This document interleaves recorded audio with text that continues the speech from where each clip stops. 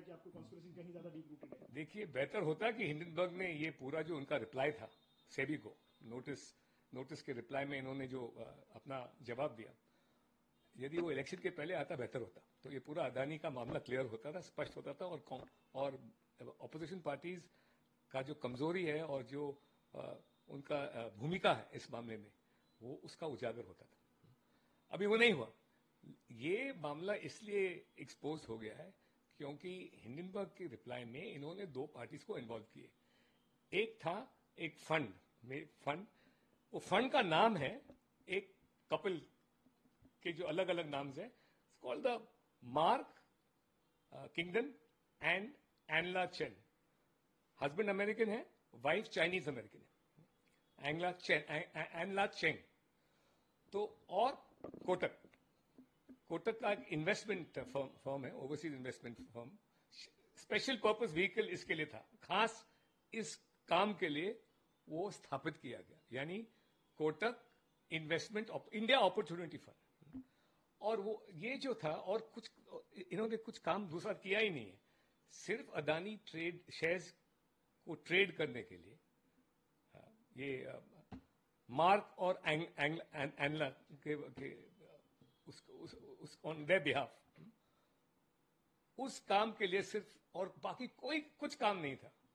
ये फंड स्थापित किया गया था, पैसे आए उस फंड से, मार्क एंड एंगला, और वो पैसे फिर उससे पोजीशंस लिए गए अदानी के स्टॉक में।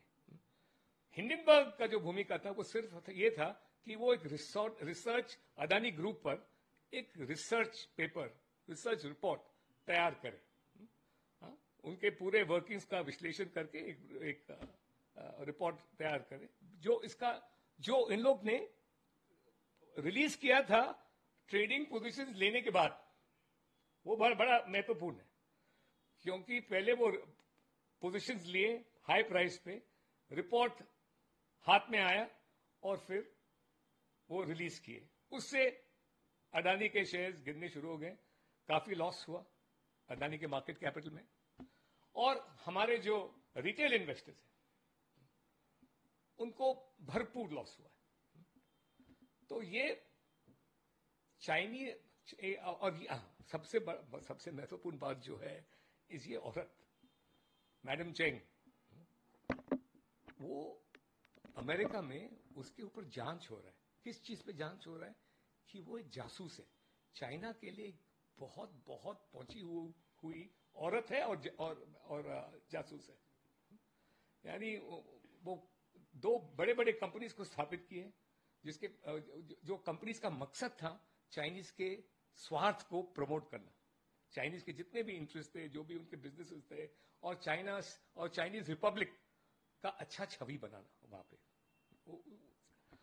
अब एक जो एम्प्लॉय थी, एक कंपनी जो सुप चाइना नाम से बनाया गया, उसका वो सीईओ थी ये मैडम चेंग। उसके एम्प्लॉय एक शैनन वैनसेंट ने एक एफिडेविट या एक स्वॉर्न स्टेटमेंट, शपथ पे उन्होंने एक स्टेटमेंट दिया है यूएस कांग्रेस को, और यूएस कांग्रेस में उसको पूरा एक्सपोज किया। उसके जो एंटी अमेरिकन एक्टिविटीज है और प्रो चाइना एक्टिविटीज है, उसमें उसने पूरा रिकॉर्ड बनाया। उस आधार पे अब यूएस कांग्रेस में अब एक डिमांड होगी कि anti national activities, anti American activities of madam Cheng and probably husband, दोनों की जांच की जानी चाहिए। तो अभी ऐसे शख्स इन्वॉल्व हैं ये मामले में, ये पूरा ट्रेडिंग मामले में। सर, ये मामला ऐसा था जो सिर्फ इंडियन मार्केट्स को अफेक्ट नहीं किया था, अडानी ग्रुप को अफेक्ट नहीं किया था, बल्कि इंडिया की पूरी पॉलिटिकल डिस्कोर्स को भी बहुत ज्यादा अफेक्ट किया था। बहुत लंबे समय तक चुनावी मुद्दा रहा, आरोप प्रत्यारोप, संसद तक रुक गई इस पे कई बार। तो कहीं ना कहीं इसका फायदा लेने का राजनीतिक प्रयास भी हुआ। बेशक हुआ, क्योंकि सब लोग जानते हैं कि अडानी ग्रुप जो है वो एक स्ट्रेटेजिक इन्वेस्टर है। वो हिंदुस्तान के इंटरेस्ट, वो ना सिर्फ एक इन्वेस्टर है, एक बिजनेसमैन है, उनके अलग अलग बिजनेस तो है ही, लेकिन जो वो विदेश में करते हैं वो भारत के हित में करते हैं। वो हमारा फ्लैग, हमारा जो झंडा है वो बाहर स्थापित करते हैं। जैसे कि वो ports, coal mines, railway lines, वो जो स्ट्रेटेजिक इन्वेस्टमेंट्स है जिसमें कंपटीशन होता है, जिसमें चाइनीज बहुत इंटरेस्ट लेते हैं और टक्कर हुआ है Chinese company, Chinese state own companies और ये हमारा प्राइवेट इन्वेस्टर्स के बीच में टक्कर हुआ है। तो मकसद ये था कि इस स्ट्रेटेजिक इन्वेस्टर वो काफी सफल रहा है, उसका रेप्यूटेशन और उसका मार्केट कैपिटलाइजेशन दोनों को तोड़ना और चाइनीज स्टेट जो है उसके हित को आगे बढ़ाना। सर, हमारे यहाँ जो राजनीतिक बयानबाजी इस पे हुई उसको आप किस तरीके से, खास करके कांग्रेस पार्टी, इंडिया अलायंस के कुछ और सपोर्टिंग पार्टनर्स जिन्होंने चुनाव में इसको बड़ा एक नारा बनाया कि अदानी का सपोर्ट करती है गवर्नमेंट, इसलिए गवर्नमेंट के खिलाफ जाओ, उसको कैसे देखते हैं आप? देखिए ये तो एक एंटी इंडियन प्रोपेगेंडा है, एंटी नेशनल प्रोपेगेंडा है जो सिर्फ चाइनीज इंटरेस्टेड है। चाइनीज स्टेट इस पे खास इंटरेस्ट लेते हैं क्योंकि देखिए अब जो हो रहा है देश में, बड़े बड़े companies, foreign companies, American companies वगैरह वो चाइना से निकलते हैं। चाइना का जो व्यवहार है वो देखकर वो चाइना से निकलना चाहते हैं और काफी लोग यहां पे अभी बिजनेस करना चाहते हैं। तो चाइना का तो एंटी इंडियन पोस्चर जो है आप देखते हैं वो हमारे बॉर्डर्स में हमको तकलीफ देता है, हमारे सीमाएं पे भी तकलीफ है, बार बार कुछ ना कुछ झगड़ा हो जाता है। गलवान हुआ, अभी वो अरुणाचल प्रदेश वो क्लेम कर रहे हैं कि ये हमारा हिस्सा है। तो उनको भारत की प्रगति से खौफ है चाइना को और इसीलिए ये हो रहा है। और ये दुख की बात है कि हमारी ऑपोजिशन चाइना के हाथ में जा रहे हैं, यानी वो उनकी जो मकसद है, उनके जो गेम है वो खेल रहे हैं। सर, नोइंगली कर रहे हैं या खाली बस अननोइंगली इनसे हो? देखिए वो बेहतर वही जाने ये क्यों कर रहे हैं। यानी अदानी का जो मामला है, यानी जयराम रमेश कांग्रेस की तरफ से कहा कि हम अदानी को इसलिए विरोध करते हैं क्योंकि वो एक क्रोनी कैपिटलिस्ट है, यानी गोदी इंडस्ट्रियलिस्ट, सरकार की गोदी इंडस्ट्रियलिस्ट। लेकिन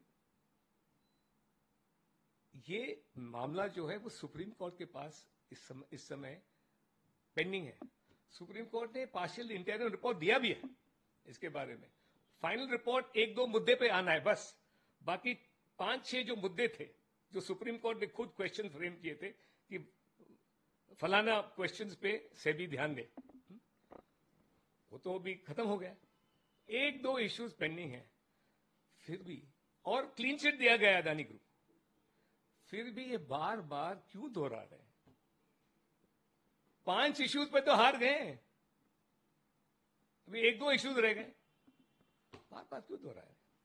तो आपको लगता है कि कभी किसी तरह से राजनीतिक मुद्दा बचा है विपक्ष जिसका इस्तेमाल करे आने वाले समय पे, खास करके हिंडनबर्ग के खुद के इस एफिडेविट के बाद में जो जानकारी उन्होंने साझा की है, क्या विपक्ष को समझ जाना चाहिए कि कहीं ना कहीं ये डीप रूटेड साजिश थी जिसमें वो सरकार के खिलाफ जाने के चक्कर में देश के खिलाफ जा रहे थे? मैं तो सिर्फ इतना ही कहूंगा कि कोई भी राजनीतिक हस्ती के समझ में ये आना चाहिए कागज देख के कि देखिए चाइना हमारा दोस्त नहीं है, और जो वो कर रहे हैं वो देश को बहुत नुकसान पहुंचाते हैं। मेरा विनती यही होगा कि विरोधी पक्ष जो भी ये स्टैंड लिए हैं वो सोच समझ के करें, और जो वो पहले किए हैं वो अब वो कदम नहीं उठाना चाहिए उनको, क्योंकि वो देश के हित में नहीं है। और सर, विपक्ष अभी भी उसको मुद्दा बना रहा है और कह रहा है कि सरकार अडानी को बचाने के लिए किसी भी हद तक जा रही है। क्योंकि आप सत्ताधारी पक्ष के सांसद भी हैं, तो ये आरोप आप पे भी लगाया जाएगा कि आप सरकार के कहने पे अडानी के बचाव में उतरे हैं, अडानी से आपकी करीबी, इसलिए उस पर आप क्या कहना चाहिए? देखिए ये पहली बार मैंने टिप्पणी किया, एक बार पहले मैंने टिप्पणी किया, मैं बड़े रिलक्टेंस से मैंने वो पहले किया था जब वो प्रिविलेज मोशन चल रहा था। मैं वकील हूं, मैं किसी को प्रेजुडिस करने के पीछे नहीं हूं, और मैंने थोड़े टिप्पणी दिए थे कि मुद्दे क्या है, और मैंने ये नहीं कहा कि प्रिविलेज कमेटी को किसी को भी एक्सपेल करना चाहिए। वो पहले एक बार मैंने किया था, मुझे पूछा गया और मैंने दे दिया, मेरी राय दे दी मैंने, और वो भी तथ्य पे। मैंने कुछ मेरी राय फैक्ट्स पे बेस्ड था।